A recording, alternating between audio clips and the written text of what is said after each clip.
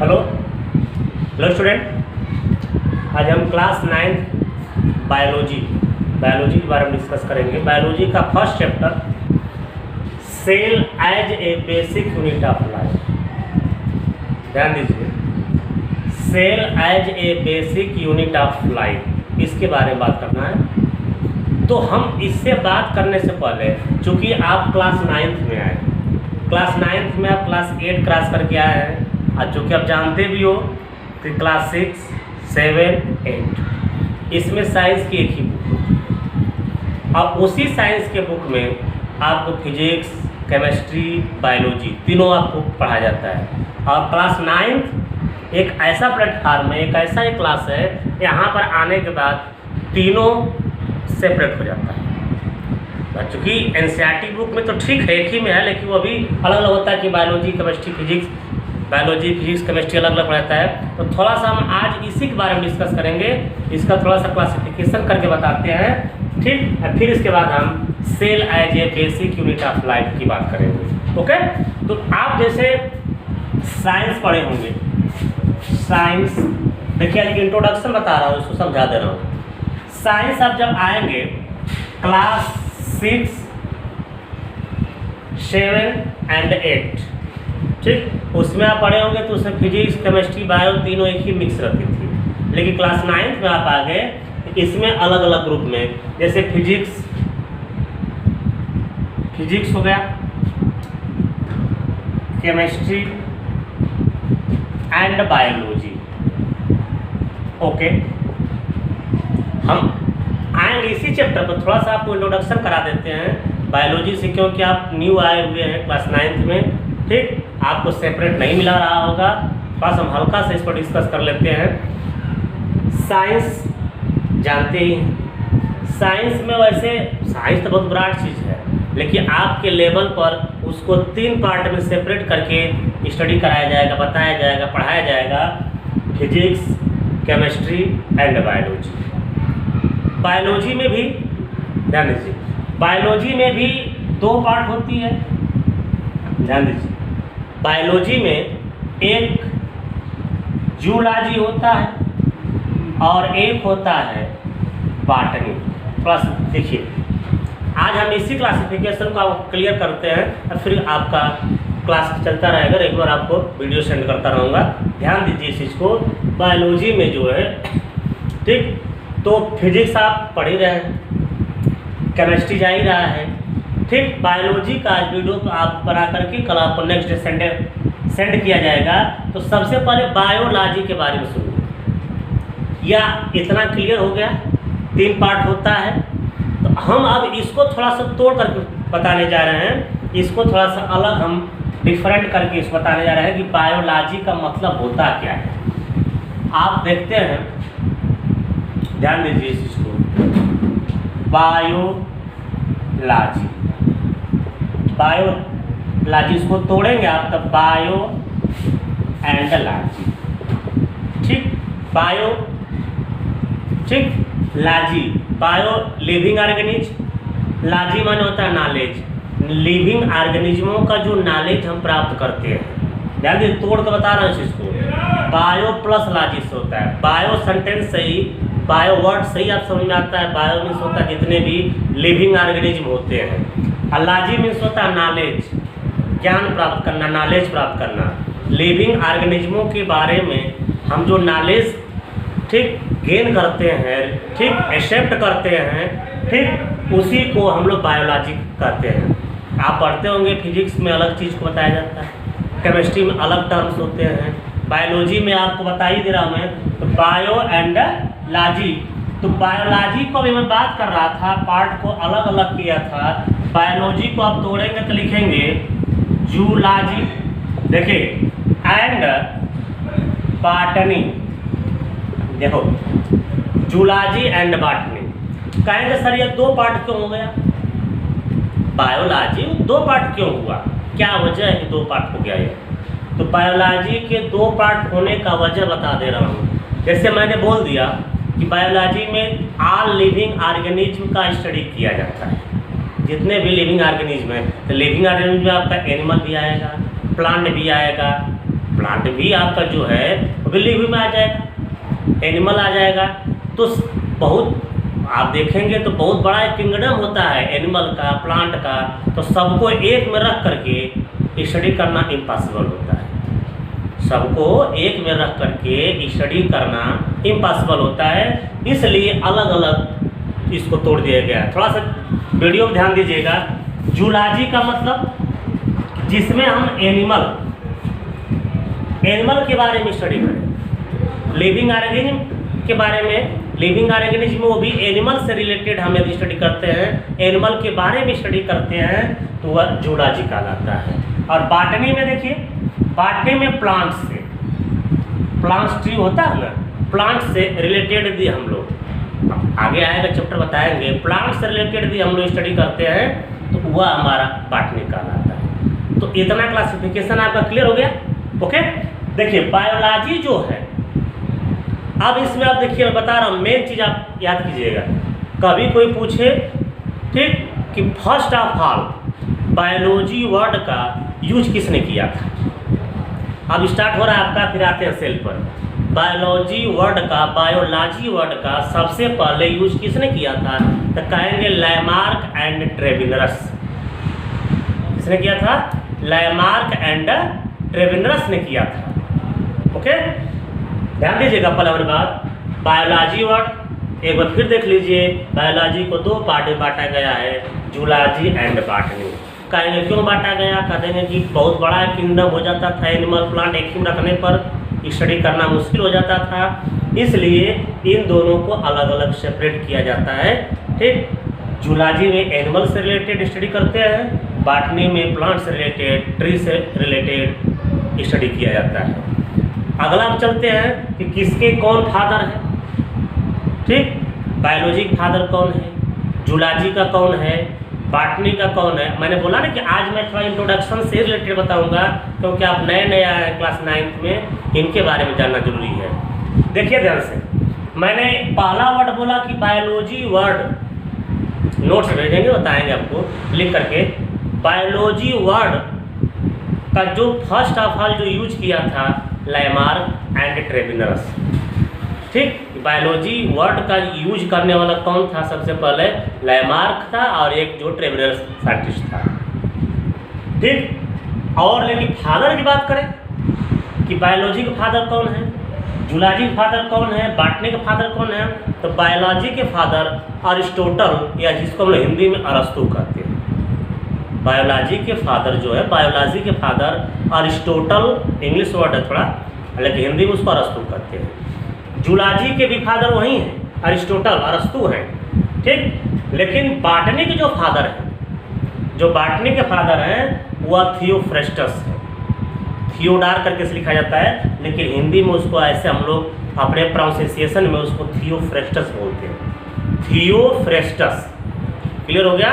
इसके अरिस्टोटल, इसके भी अरिस्टोटल माने अरस्तु, और इसके थियोफ्रेस्टस होते हैं। ओके, तो हमको जहाँ तक उम्मीद है कि आपको इसके बारे में पूरा नॉलेज हो गया होगा। हम अब नेक्स्ट आगे चलेंगे, सेल के बारे में स्टडी करेंगे। देखिए, अब हम आते हैं फर्स्ट चैप्टर। जहाँ तक हमको उम्मीद है कि आपको ये क्लासिफिकेशन समझ में आया होगा। फर्स्ट चैप्टर चलते हैं, बात करते हैं सेल के बारे में। सेल क्या चीज़ है, ध्यान दीजिएगा। ए सेल में बी डिफाइंड एज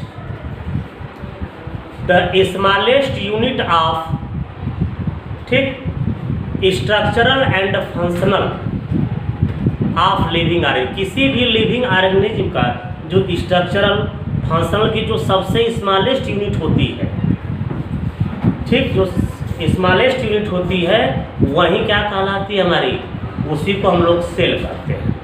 आप एक चीज़ और सुन लीजिए, सेल के बिना, विदाउट सेल, किसी का जो है, हम कुछ एक्सेप्शन बताएंगे, कोई ऐसा चीज़ नहीं होगा कि जिसमें सेल ना हो। वायरस वगैरह को छोड़ करके, चाहे वह एनिमल हो, प्लांट हो, ट्री हो, कोई चीज़ हो, सब में सेल हुआ करता है। सब में सेल होता है, चाहे वह यूनिसेलुलर हो, मल्टी सेलुलर होगा, लेकिन सेल सब में होता है। इतना चीज़ को आप ध्यान दीजिएगा, सेल सब में हुआ करता है, चाहे वह जो भी हो। हाँ, लेकिन सेल के बारे में डेफिनेशन यदि आपको लेना है, आप यही कहेंगे, ठीक, कि ए सेल में be defined as the smallest unit of structural and functional of living organism. ठीक, सेल के बारे में सुनिए।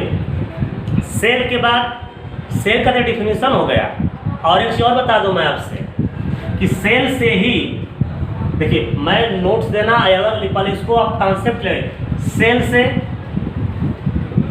टिश्यू का फॉर्मेशन होता है, टिश्यू से आर्गन का फॉर्मेशन होता है, और आर्गन से आर्गन सिस्टम, ध्यान दीजिए, आर्गन सिस्टम, और आर्गन सिस्टम से जो है ह्यूमन बॉडी या लिविंग बॉडी का फॉर्मेशन होता है। थोड़ा सा इस सेंटेंस को ध्यान दीजिएगा, यह सेंटेंस देखिएगा। ठीक, सेल माने सेल से मिल करके, माने कई सेल मिल करके टिश्यू का फॉर्मेशन करते हैं, कई टिश्यू से मिल करके आर्गन बनता है, आर्गन से आर्गन सिस्टम बनता है, और जब आर्गन सिस्टम होता है तो उसको हम बोलते हैं बॉडी। ठीक, ये बताइए सबसे स्मॉलेस्ट हुआ कि नहीं हुआ? मैंने बोला ना कि smallest unit of structural and functional, smallest, ये बताइए सबसे पहले इनिशियल पॉइंट हमारा क्या है? सेल है। इनिशियल पॉइंट हमारा सेल ही न है, तो सेल से टिश्यू बनता, टिश्यू से आर्गन बनता, आर्गन से आर्गन सिस्टम बनेगा। ठीक, और आर्गन सिस्टम से बन गया बॉडी। थोड़ा सा इसमें एग्जांपल देख लीजिए, tissue, organ, organ system and body. मैं इसी को डिस्कस कर रहा था कि सबसे स्मॉलेस्ट, सबसे छोटी, ठीक, क्या होती है? सेल होती है। सेल से टिश्यू बनता, टिश्यू से आर्गन, आर्गन से आर्गन सिस्टम। जैसे सेल मिला करके टिश्यू बना, टिश्यू से आर्गन, आर्गन माना हमारे हाथ है, पैर है, आई है, ठीक, लंग्स है, स्टोमक है, ये सब आर्गन होते हैं। और फिर कई आर्गन मिल करके आर्गन सिस्टम बनता है। कहेंगे सर आर्गन सिस्टम क्या होता है? आर्गन सिस्टम का मतलब जैसे आप कहेंगे respiratory system, digestive system, excretory system. जैसे रेस्पिरेटरी सिस्टम में पहला आपका नाक आएगा, फिर विंड पाइप आएगी जिसके थ्रू हम एयर को इनलेट अंदर लेते हैं, ठीक, अंदर ले जाते हैं, फिर लंग्स आएगा। मतलब उसी तरह से डाइजेस्टिव सिस्टम में माउथ है, जीभ है, दांत है, मतलब यह सब प्रोसेस, मतलब ये समझ में आएगा कि यह इस सबसे स्मॉलेस्ट या स्मॉलेस्ट यूनिट हमारी क्या है? सेल। नेक्स्ट पॉइंट हम चलेंगे, discovery of cell. Next point पर हम बात करेंगे डिस्कवरी ऑफ सेल। ध्यान दीजिए, डिस्कवरी ऑफ सेल, ये ध्यान दीजिए।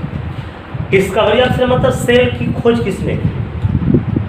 देखिए, सेल की जो खोज, सेल का जो डिस्कवर, सबसे पहले आप जब मैंने बताया कि स्मॉलेस्ट माने सबसे छोटी, तो सेल को सर्च करने के लिए फर्स्ट ऑफ ऑल हमने बताया कि सेल जब सबसे छोटी इकाई होगी, सबसे छोटा होगा, हम उसको नेक्ड आई से, उसको आई के थ्रू हम नहीं देख पाएंगे, ठीक, नेक्ड आई से, उसके लिए हमको माइक्रोस्कोप की आवश्यकता पड़ती है। तो सुन लीजिए, सिंपल माइक्रोस्कोप, जो फर्स्ट सिंपल माइक्रोस्कोप था, देखिए हम कई चीज़ इसमें आपका जीके टाइप बताता जा रहा हूँ नॉलेज के लिए अलग अलग करके। सेल का डिस्कवर करने के लिए सबसे पहले इस चीज़ को देखा गया कि सेल हम देखें कैसे? भाइयों तो बहुत छोटा होता है, बहुत छोटा होता है, उसको देखने के लिए हमको माइक्रोस्कोप का रिक्वायरमेंट होगा। तो पहला जो सिंपल माइक्रोस्कोप बना था वह ल्यूवेनहॉक ने बनाया था, ल्यूवेनहॉक। इसके बाद जो कंपाउंड माइक्रोस्कोप बना, जो डबल लेंस लगाकर बनाया गया, उसके मैग्नीफिकेशन को थोड़ा हायर किया गया, उसको रॉबर्ट हुक ने बनाया। और रॉबर्ट हुक ने ही, ठीक, बना करके, और उसको मैंने बताया कि सेल का डिस्कवर रॉबर्ट हुक ने ही किया। कई लोग इस पर वर्क कई लोग किए हैं, लेकिन जो है सेल को डिस्कवर करने का मेन श्रेय रॉबर्ट हुक को जाता है। रॉबर्ट हुक ने कैसे किया था? कार्क होता है ना पहले नॉन लिविंग में, जिसमें उसमें बहुत लंबा चीज़ है, लिविंग में, नॉन लिविंग में जो कार्क होता है, कार्क में उसने सबसे पहले सेल को आइडेंटिफाई किया था, देखा था, और उस समय देखा था तो वह सेल किस टाइप में दिखाई दी थी? जैसे आप देखते हैं मधुमक्खी का छत्ता होता है ना, मधुमक्खी की छत्ते दिखाई दी। इसलिए फर्स्ट ऑफ ऑल जो है सेल को डिस्कवर करने का श्रेय पूरा रॉबर्ट हुक हो जाता है, उसी को जाता है। ठीक, इसके बाद उसी में जैसे आप किसी सेल में आप देखते हैं न्यूक्लियस होता है, न्यूक्लियस को सर्च करने का श्रेय रॉबर्ट ब्राउन को जाता है। रॉबर्ट ब्राउन ने सर्च किया था उस चीज़ को। किसी भी सेल के अंदर, भाई सेल के अंदर सेल ऑर्गेनेल्स होंगे, माइटोकॉन्ड्रिया होगा, न्यूक्लियस होगा, न्यूक्लियस के अंदर ठीक या प्रोटोप्लाज्म होगा सेल के अंदर। तो इस तरह से चीज़, तो सेल का डिस्कवर रॉबर्ट हुक और न्यूक्लियस का डिस्कवर जो है रॉबर्ट ब्राउन ने किया था। ओके, तो डिस्कवरी ऑफ सेल मैंने बता दिया। वैसे उनका तो मेन परफेक्ट टाइम कई लोग लेकिन 1600 ठीक, यह आपका जो है 65 में किया गया था। तो उससे नहीं मतलब बस खाली अपने दिमाग में रखिए कि कब किया, मैंने यह कौन किया था, रॉबर्ट हुक ने किया था, 1665 के नियर अबाउट किया था। तो इस चीज़ को देख लीजिए। तो डिस्कवरी ऑफ सेल कंफर्म हो गया। सेल को डिस्कवर करने से पहले माइक्रोस्कोप का सर्च किया गया। पहला सिंपल माइक्रोस्कोप लेवेनहॉक ने खोजा था, डिस्कवर किया था। इसके बाद डबल लेंस वाला जो कंपाउंड माइक्रोस्कोप आता है जिसमें और क्लियरिटी आती है, ठीक, उसको रॉबर्ट हुक ने सर्च किया। रॉबर्ट हुक ने उसी के माध्यम से कार्क में, नालेविन कार्क में सेल को सबसे पहले आइडेंटिफाई किया था, ऑब्जर्व किया था, जिसका साइज, जिसका आकार मधुमक्खी के छत्ते के आकार का था। और न्यूक्लियस का सर्च रॉबर्ट ब्राउन ने किया। नेक्स्ट हम चलते हैं, नेक्स्ट हम बात करते हैं सेल थ्योरी। ध्यान दीजिएगा, सेल थ्योरी, इसको भी देख लीजिए। आज इतना ही टॉपिक रहेगा, ठीक, cell theory. Okay, cell theory में, सेल थ्योरी के लिए दो लोग मिलकर सेल थ्योरी दिए थे। हम इसको थोड़ा सा जल्दी बता दे रहे हैं। सेल थ्योरी को दो लोग दिए थे मिलकर। कैसे दिए थे ध्यान दीजिए। सेल थ्योरी को प्रपोज करना किसने किया था? श्रीडेन एंड स्वान, दो साइंटिस्ट थे। श्रीडेन एंड स्वान दोनों साइंटिस्ट ने मिलकर के सेल थ्योरी दिया था। सेल थ्योरी में बताया गया था कि जितने भी ऑर्गेनिज्म हैं, चाहे वो एनिमल हो चाहे प्लांट हो, सब सेल से ही मेडअप हुए। पहला थ्योरी थी। सेल थ्योरी का पहला पोस्टुलेट, पहली थीम, पहली पॉइंट थी कि ऑल ऑर्गेनिज्म, लिविंग ऑर्गेनिज्म, ठीक, जितने भी एनिमल प्लांट हैं सब सेल से ही मेडअप है। सेकेंड पॉइंट था कि ए सेल, जो मैं डिफिनेशन पहले बता चुका हूँ, a cell is the smallest unit of structure of living organism. ठीक। थर्ड था a cell is smallest unit of function of all living organism. और नेक्स्ट चीज़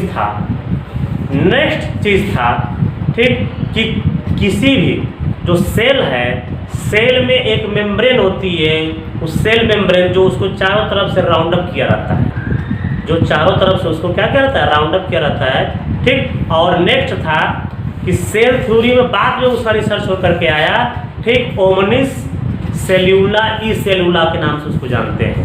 ओमनिस सेल्यूला ई सेल्यूला, ओमनिस सेल्यूला ला ई सेल्यूला, ठीक, ओमनिस सेल्यूला ई सेल्यूला। मतलब देखिए, कोई पूछे कि यह किसने दिया था, एक रुडोल्फ विर्चो साइंटिस्ट था, उसने बताया था। और उसके बाद में इसके थीम को सेल थ्योरी में जोड़ा गया। मैंने अब तक बताया, 2-3 बता दिया। उसके बाद इसको देखिए, ओमनिस सेल्यूला ई सेल्यूला को विर्चो साइंटिस्ट ने दिया था। और उसने बताया था कि जितने भी ऑल सेल्स होती हैं वो arise by pre existing sales.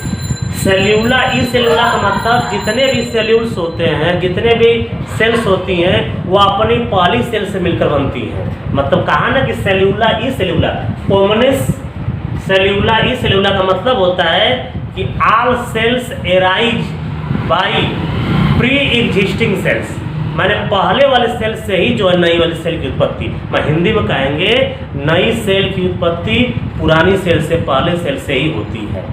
Okay, तो आज की वीडियो में इतना ही सेल थ्योरी के बारे में। नेक्स्ट वीडियो में आपको जो है इसके बारे में और डिस्क्रिप्शन करके, इसके बाद उसके साइज के बारे में, शेप के बारे में, टाइप्स ऑफ सेल्स, इनके बारे में देंगे। तो आज के लिए बस इतना ही। थैंक्स। ओके।